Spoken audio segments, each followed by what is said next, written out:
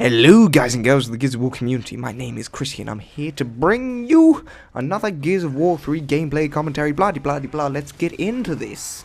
So, what have I got for you today? Well, what you're watching is a King of the Hill gameplay. I got this against some like 4-man team in a quick match, just messing around. No one really plays ranked anymore in King of the Hill, which is kind of depressing, but still.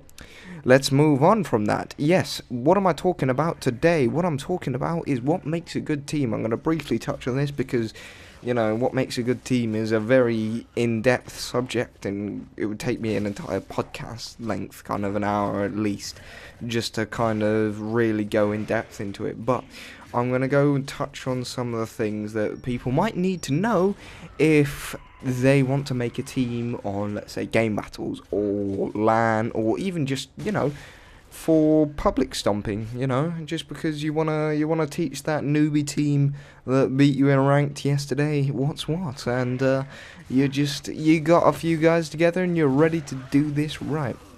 So it goes without saying that the number one thing that a team needs, the one thing that makes a team special, is its chemistry. This is what binds your team together. This is what makes your team work well together. Now, a lot of people might talk about chemistry, but I'm going to sit back and explain to you what I mean by it.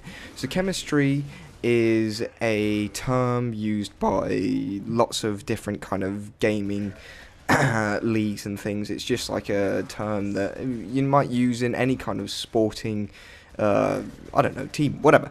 And what I'm trying to say here is chemistry is the kind of bond you have with your teammates. If you can't get along well together with your teammates, if you find them boring to talk to, if you get annoyed by them regularly, if you just can't even have a laugh or enjoy the game, then that's the point you need to sit back and say, meh to it all, and I'm going to find a new team. Because the reason you want to be with those teammates in the first place is because you get along well with them. This comes before anything else. So just because you can sit back and say, oh yeah, my teammates are all really amazing at the game, doesn't mean that you're going to all get on well together, and doesn't mean you're going to be successful.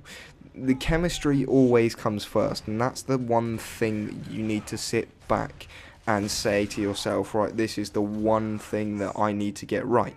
Because it doesn't matter if you're playing with absolutely awful players, you'll grow together, you'll get better together, and that chemistry will always get better with it. If you can't get along with your teammates, then you're not going to be successful. It's simple as that. Now, I'm going to quickly touch on the kind of players you might want in your team. So I'm going to use my current, well, this is what I'm trying to express. These guys are not my team. I'm going to use these guys as a reference, but these guys are only a team that I'm trialing for right now.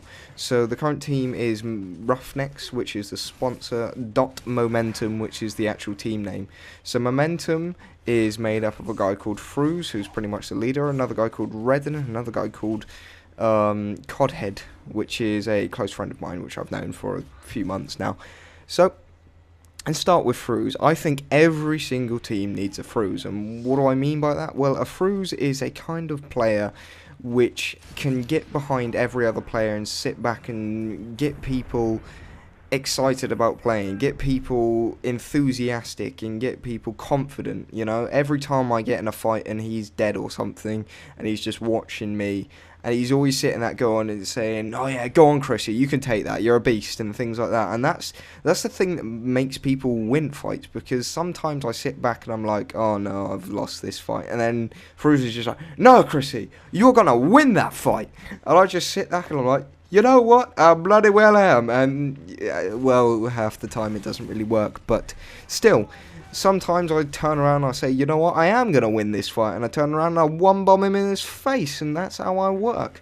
And that's the kind of character you need in your team as a kind of leader. He's also an extremely smart player and knows what he's talking about a lot. If you go back and watch the 1v4 by Costigan, he's the one telling him what everything's going on and giving him advice while he's playing it. So then you've got the Codhead, who is a very good main slayer. What he does as a main slayer is basically just runs around the map and pwns everything that comes near him.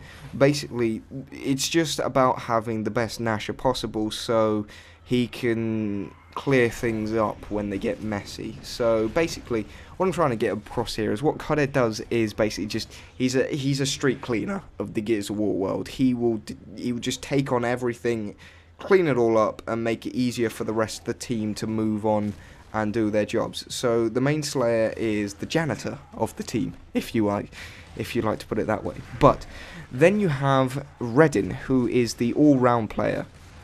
He is the player that can help in any situation, who can play in any kind of position and can do anything in anywhere. And maybe he's not the master of all trades, but he is definitely the jack of all trades, which makes players like that very, very valuable. But you don't want to have a team of these kind of players, because if you do, you're never going to excel at one certain area. So that's a very brief touching on... I don't really want to say that. Touching? Yes. I like to touch on these things. Haha. No. But anyway, thank you for watching, guys. If you enjoyed, leave me a like. If you really enjoyed, then leave me a subscribe. But thank you for watching, and goodbye.